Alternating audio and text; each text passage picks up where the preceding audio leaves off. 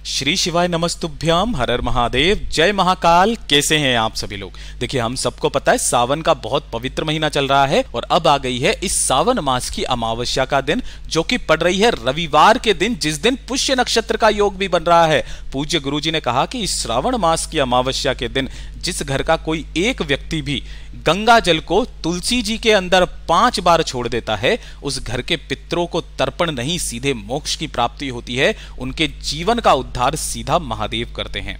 परंतु रविवार के दिन इस तुलसी जी में ना तो कुछ चढ़ाया जाता है, ना ही कुछ समर्पित किया जाता है। तब हम इस उपाय को किस तरीके से करेंगे, ये एक बहुत बड़ी दुविधा है। तो पूज्य गुरु जी की कथा से सुन करके और समझ करके पूरे उपाय को बड़े ही आसान भाषा में आपको बताऊंगा।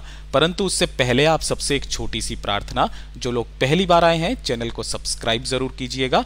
वीडियो को लाइक करके देवाधिदेव महादेव का कोई सा भी प्यारा नाम कमेंट बॉक्स में लिखना मत भूलिएगा। इस पूरे वीडियो में हम 3 महा उपायों के बारे में बात करेंगे, जो कि आपकी अलग अलग कामना पूर्ति के लिए सिद्ध होंगे। तो ध्यान से सुनना, समझने की कोशिश करना। हम सबको पता है कि जो अमावस्या का दिन होता है हमारे पितरों के लिए होता है, और जो पहला वाला उपाय होगा यह आपके पितरों को सीधे मोक्ष की प्राप्ति करवाता है। पूज्य गुरुजी ने कहा कि जिन घरों के पितृ खुश होते हैं, तृप्त रहते हैं, जिन्हें मोक्ष की प्राप्ति हो जाती है, उन घरों पर सदैव पितरों का आशीर्वाद रहता है।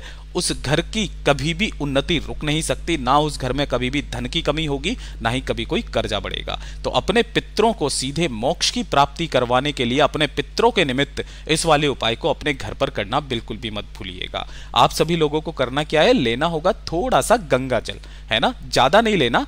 एक अलग से कटोरी में आपको गंगा जल ले लेना है, ठीक है ना। और एक कटोरी आपको अलग से ले लेनी है।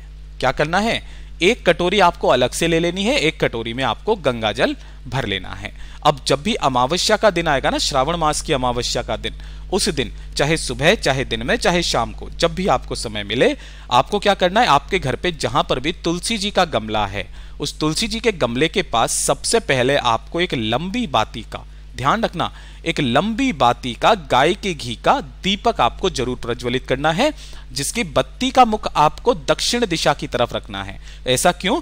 पूज्य गुरुजी ने कहा कि दक्षिण दिशा आपके पितरों की दिशा होती है। जब आप अपनी इच्छा कामना बोल करके इस दीपक को आप लगाते हो, अपने पितरों का आह्वान करते हो, तो आपके पितर आपके आसपास ही होते हैं।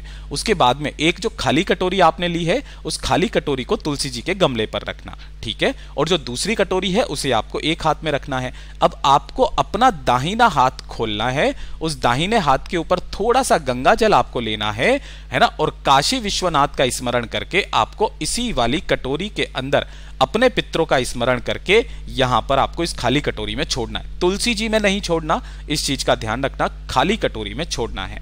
फिर उसके पश्चात आपको थोड़ा सा और गंगा जल लेना है अपने हाथ में, दाहिने हाथ की हथेली में, और फिर काशी विश्वनाथ का नाम लेकर के आपको इस कटोरी के अंदर 5 या फिर 7 बार गंगा जल छोड़ना है।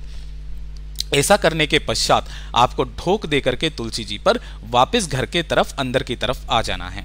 अब पूज्य गुरुजी ने कहा कि जब शाम का समय आ जाएगा, जब सूरज ढलने ही वाला होगा, उस समय पर आपको ये वाला जो जल आपने यहां पर कटोरी में इकट्ठा किया, 5 बार छोड़ा था ना, इसे तुलसी जी में ना समर्पित करके इस कटोरी को उठाना, और आपके आसपास जो भी पितरों के तुल्य जो भी वृक्ष है, चाहे वो पीपल का वृक्ष हो, चाहे वट का वृक्ष हो, चाहे बेलपत्री का पेड़, ये 3 पेड़ आपके पितरों के तुल्य होते हैं। इन तीनों पेड़ के नीचे किसी भी पेड़ के नीचे चले जाना, अपने पितरों से अपनी कामना कह के आह्वान करके इस संपूर्ण जल को, इस गंगा जल को इन पेड़ की जड़ों में समर्पित करके, जिस घर का कोई भी एक व्यक्ति उपाय कर लेता है ना, उसके पितरों को ना सीधा मोक्ष मिलता है, सीधा तर्पण मिलता है, सीधे मोक्ष की प्राप्ति होती है। पूज्य गुरु जी का बहुत अद्भुत और अचूक उपाय है, जरूर कीजिएगा।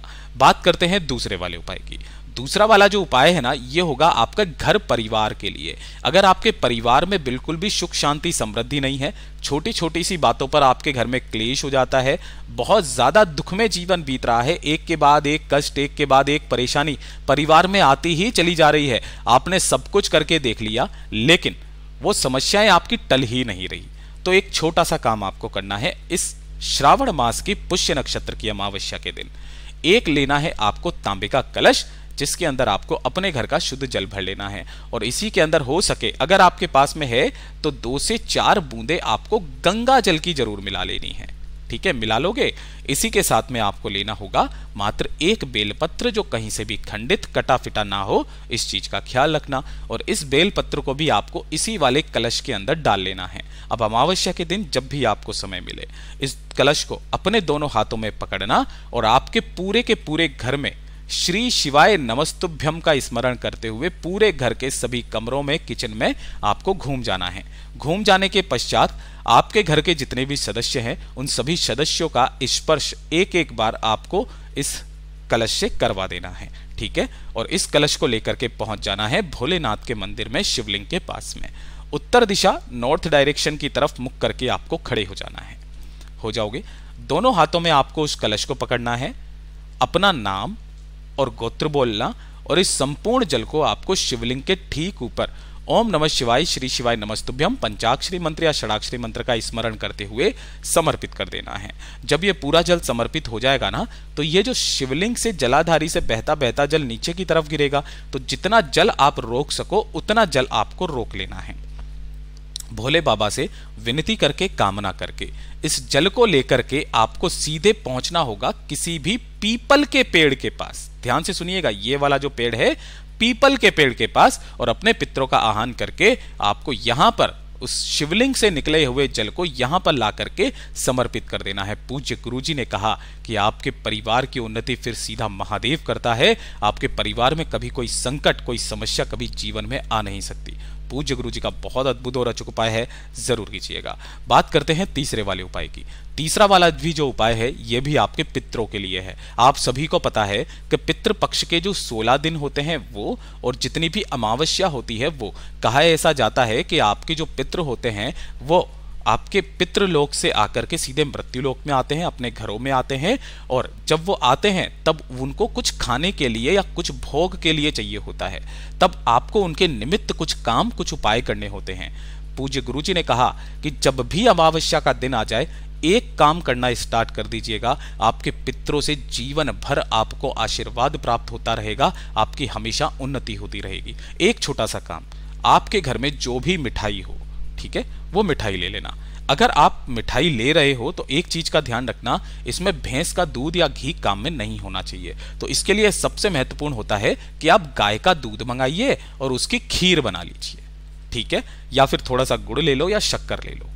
इतना सा लेना, एक लोटा शुद्ध जल और एक पीपल का पत्ता, ठीक है।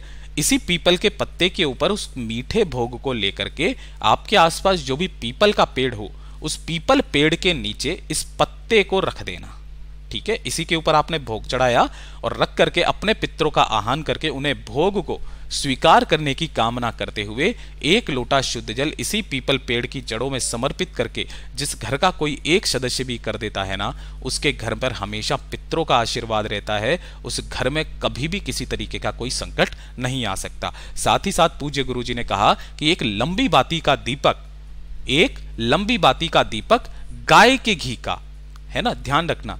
आपके आसपास जो भी कुआं, नदी, तालाब, सरोवर, बावड़ी, कुछ भी अगर आपके पास में है, अगर ये भी नहीं है तो 3 वृक्ष जो पितरों के तुल्य हैं, पीपल का, दूसरा वट वृक्ष और तीसरा जो माता पार्वती के आंसुओं से पैदा हुआ बेलपत्र का पेड़, एक दीपक को यहां पर संध्या काल में शाम के समय लगा देना और जिसकी बत्ती का मुख दक्षिण दिशा की तरफ रख देना। पूज्य गुरुजी ने कहा उस घर की उन्नति, उस घर की तरक्की आप जिस कामना से करोगे, आपकी वो कामना निश्चित रूप से पूरी होती है। पूज्य गुरुजी के ये सभी उपाय बहुत ही ज्यादा खास और अद्भुत है, जरूर कीजिएगा।